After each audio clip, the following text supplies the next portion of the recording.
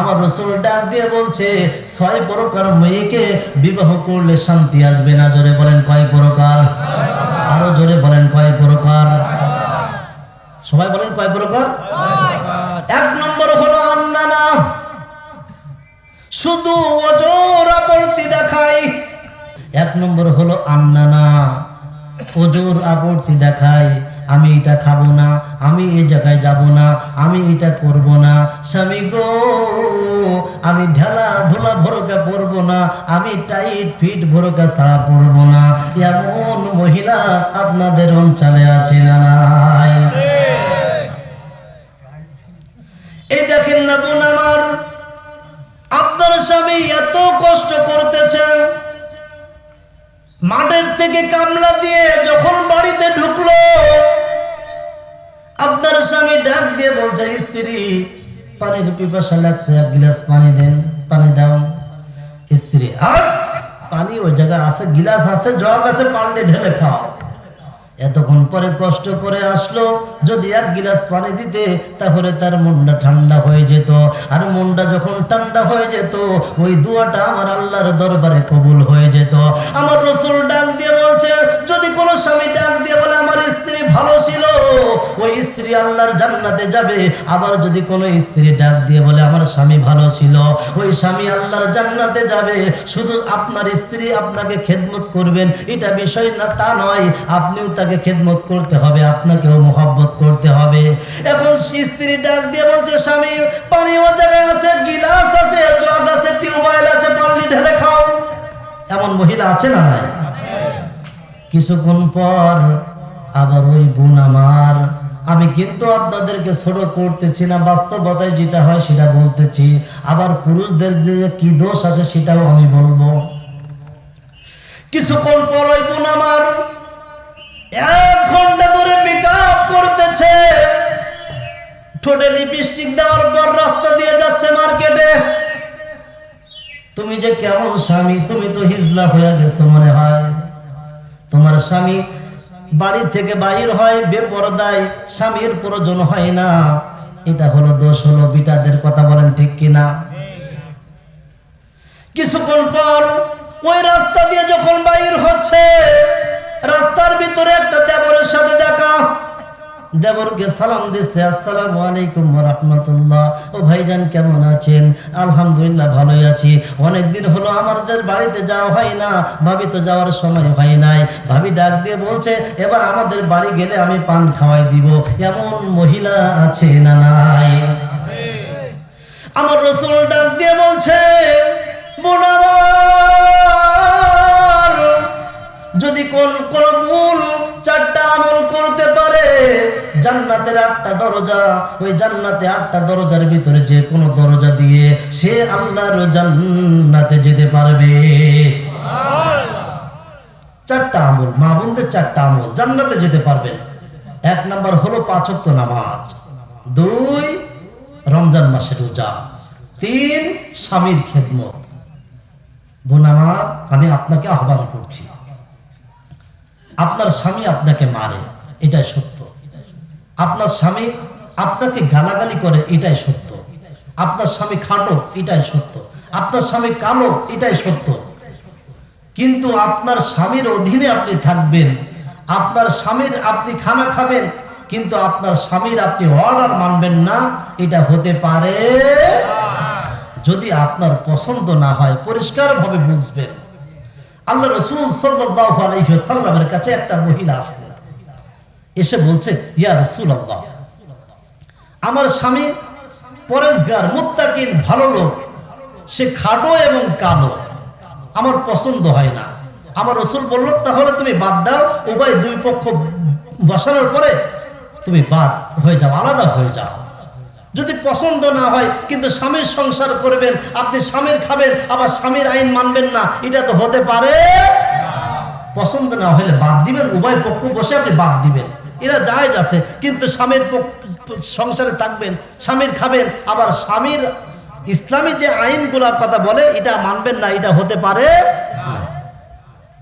2 নম্বর হলো মান্নানা। আমার রাসূল সাল্লাল্লাহু আলাইহি ওয়াসাল্লামকে বলা হলো, ইয়া রাসূলুল্লাহ, দুই নম্বর মহিলাকে, দুই প্রকার, দুই নম্বর যে কোন মহিলাকে বিবাহ করলে সংসারে শান্তি আসবে না। আমার রাসূল ডাক দিয়ে বলছে ওই সমস্ত মহিলা যারা খুঁটা দিয়ে কথা বলে। খুঁটা দিয়ে কথা বলে এমন মহিলা আছে না নাই? মনে করেন আপনার সংসারে অনেক অভাব হয়েছে, আপনার কাছে টাকা নাই, আপনার স্ত্রী আপনার শ্বশুর বাড়ি থেকে 10,000 টাকা নিয়ে আসছে কিংবা 5 কাঠা জমি বিক্রয় করে নিয়ে আসছে।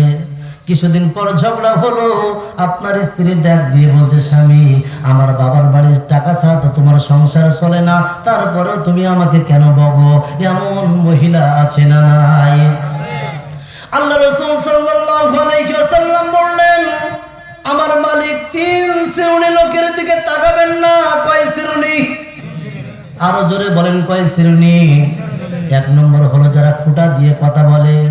আমাদের পুরুষের ভিতরে অনেক আছে খুঁটা দিয়ে কথা বলেন, অনেকে আছে মসজিদে দান করেন, অনেকে আছে আলেমদেরকে ভালোবাসেন, আলেমদেরকে একটু সাহায্য সহযোগিতা করলেন। কিছুদিন পর আপনি বাজারে গল্প করে বেড়াচ্ছেন যে আমি তো ওই ব্যক্তিকে এই করেছি, আমি মসজিদে এই করেছি, আমি মাদ্রাসায় ওই করেছি। এটা খুঁটা দিয়ে কথা বলা যাবে না। আপনি দান না করেন সেটাও ভালো, কিন্তু মানুষকে ছোট করার কোনো সুযোগ নাই। আল্লাহ তাআলা 3 শ্রেণীর লোকের দিকে তাকাবেন না। 1 নম্বর হলো যারা খুঁটা দিয়ে কথা বলে, আর 2 নম্বর হলো যারা পণ্য বিক্রি করে। মনে করেন একটা মাল সামানা বিক্রি করবে কিন্তু মিথ্যা কথা বলে বিক্রি করে। আর 3 নম্বর হলো যারা টাকনুর নিচে কাপড় পরে।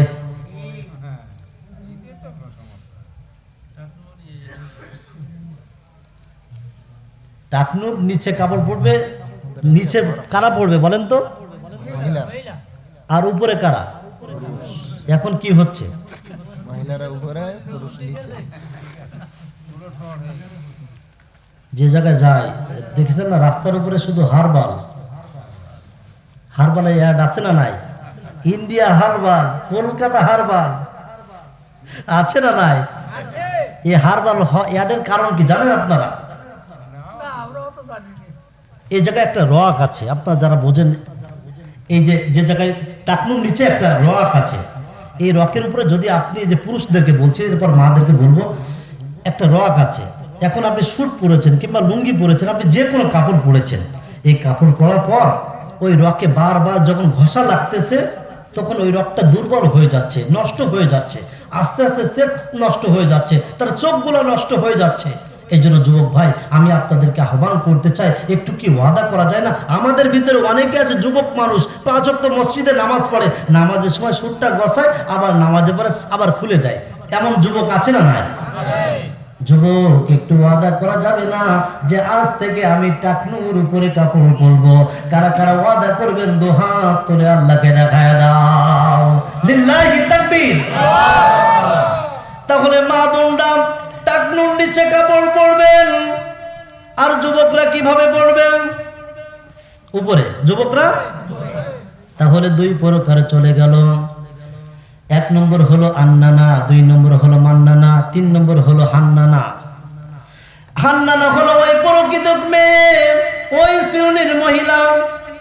মনে করেন আপনার স্ত্রী আরেক জায়গায় বিবাহ হয়েছিল, বিবাহ হওয়ার পর ওই সংসারে একটা সন্তান আছে কিংবা একটা কন্যা আছে, ওই স্বামী তাকে তালাক দিয়েছে কিংবা ওই স্বামী দুনিয়া থেকে বিদায় নিয়ে চলে গেছে। এরপরে আপনি বিবাহ করেছেন, বিবাহ করার পর আপনার অনুমতি ছাড়া আপনার সংসার থেকে যত সবত্ব সম্পদ আছে ওই সন্তানের সংসারে পাচার করে, এমন মহিলা আছে না নাই? স্বামীর কাছ থেকে কোনো অনুমতি নিল না, না নেওয়ার পর এই সংসার থেকে পাচার করলো। আমার রাসূল ডাক দিয়ে বলছে 3 শ্রেণীর মেয়ে, এই হলো 3 শ্রেণীর মেয়ে, এদেরকে বিবাহ করলে সংসারে শান্তি আসবে না। তাহলে 3টা চলে গেল। আর 4 নম্বর হলো হাদ্দাকা।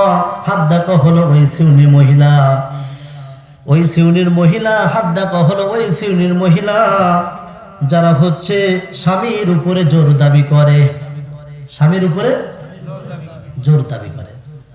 এখন আপনার ইনকাম 2000 টাকা, ও বলে আমার এই লাগবে, সাজনা লাগবে, বাজনা লাগবে, এই সেই লাগবে 2000 টাকা। তাহলে আপনার তো সংসার আছে, ছেলে আছে, মেয়ে আছে, অনেক খরচ আছে। তাহলে স্বামীর উপরে জুলুম করবেন না মা। আপনার স্বামী ও বোন, আপনার স্বামী চেষ্টা করে সর্বোচ্চ সুখী রাখার জন্য। সেই ইচ্ছা করতো যদি আমি 100 টাকা ইনকাম করব, আমার সারাদিন ভালোভাবে চলে যেত, কিন্তু 500 টাকা ইনকাম করে, তারপরেও চেষ্টা করে আরও 500 টাকা ইনকাম করব, যে আমার সন্তানকে ভালো রাখবো, আমার স্ত্রীকে ভালো রাখবো, আমার কন্যাকে ভালো রাখবো। তাই সে অনেক কষ্ট করে, সে চেষ্টা করে সর্বোচ্চ যে আপনাদেরকে সুখী রাখার জন্য। এই জন্য আপনি কোনো পর্যায়ে আপনার স্বামীর উপরে জোর দাবি করবেন না। 5 নম্বর হচ্ছে বাররকা।